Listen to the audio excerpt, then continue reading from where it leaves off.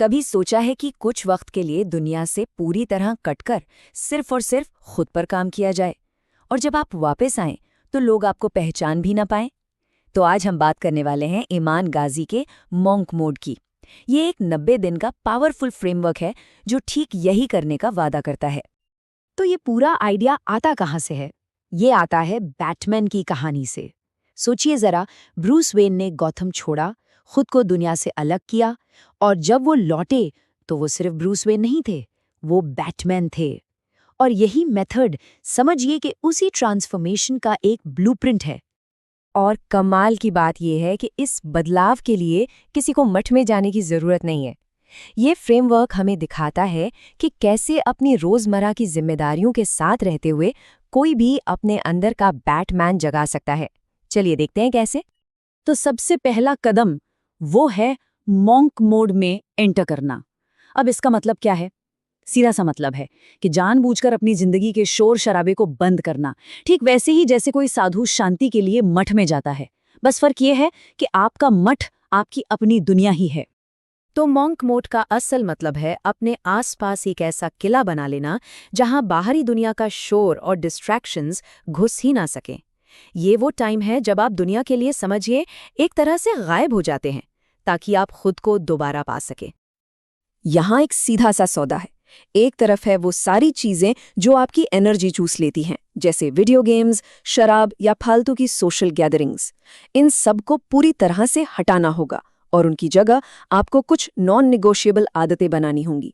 मतलब ये वो आदतें हैं जिन्हें आप चाहे कुछ भी हो जाए हर दिन हर हाल में पूरा करेंगे। तो ये नींव बननी कहाँ से शुरू होती है? इसकी शुरुआत होती है बाहरी बदलावों से। ये नियम आपके शरीर और आपके दिखने के तरीके को बदलने पर फोकस करते हैं, ताकि अंदर का बदलाव शुरू हो सके।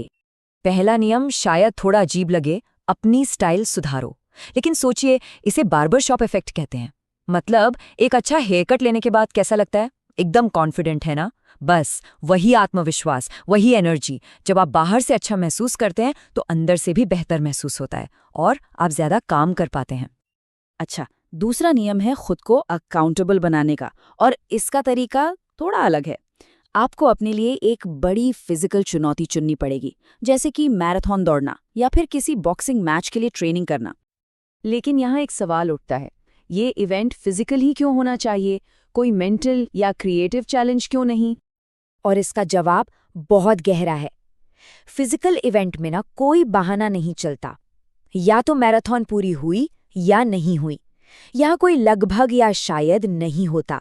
ये आपके दिमाग को सिखाता है कि सफलता हकीकत पर टिकी है, फीलिंग्स पर नहीं। और ये एक जबरदस्त माइंडसेट शिफ्ट है।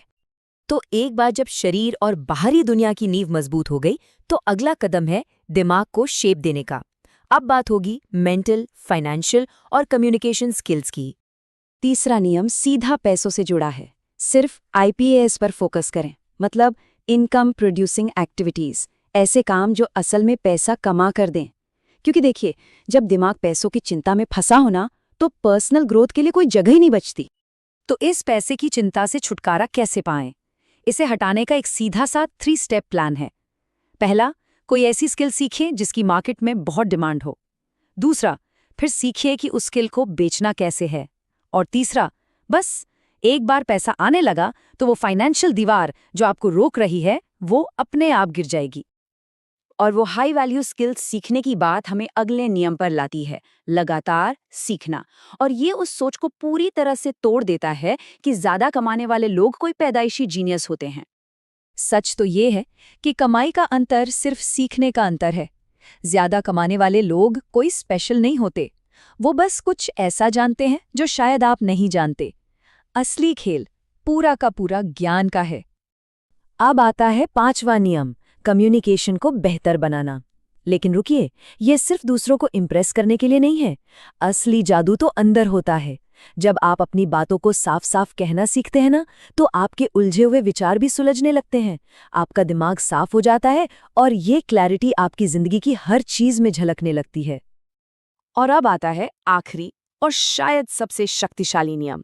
ये वो इमोशनल एंकर है जो आपको तब भी आगे धकेलता रहेगा जब मोटिवेशन बिल्कुल खत्म हो चुका हो। ये नियम ना हमारी एक बहुत ही बेसिक ह्यूमन नेचर का फायदा उठाता है। हम शायद खुद के लिए हार मान ले, लेकिन जब बात किसी ऐसे इंसान की आती है जिससे हम प्यार करते हैं, तो हम कुछ भी कर गुजरते हैं।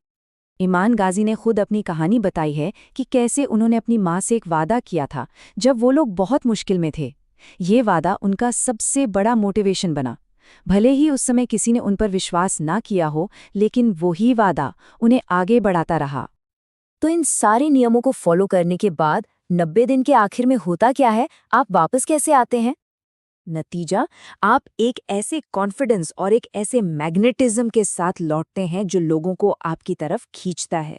जिन लक्ष्यों का आप कभी सपना देखा करते थे, वो अब आपका नया स्टार्टिंग पॉइंट बन जाते हैं। दुनिया आपको अलग तरह से देखती है। क्यों? क्योंकि अब आप खुद को एक अलग नज़र से देखते हैं। तो अब क्या करना है? एक्शन लेने का टाइम है। एक पेन और कागज उठाइए, लिखिए अपनी आदतें, अपना वादा और अपनी फिजिकल चुनौती। एक स्टार्ट डेट और एक एंड डेट पक्की कीजिए। और बस एक बार शुरू हो गए तो पीछे मुड़कर नहीं देखना है। ये 90 दिन की चुनौती सिर्फ आदतें बदलने के बारे में नहीं है, ये खुद को पूरी तरह से ट्रांसफॉर्म करने का एक मौका है। तो सवाल बस एक ही बचता है, आज से 90 दिन बाद आप कौन बनेंगे?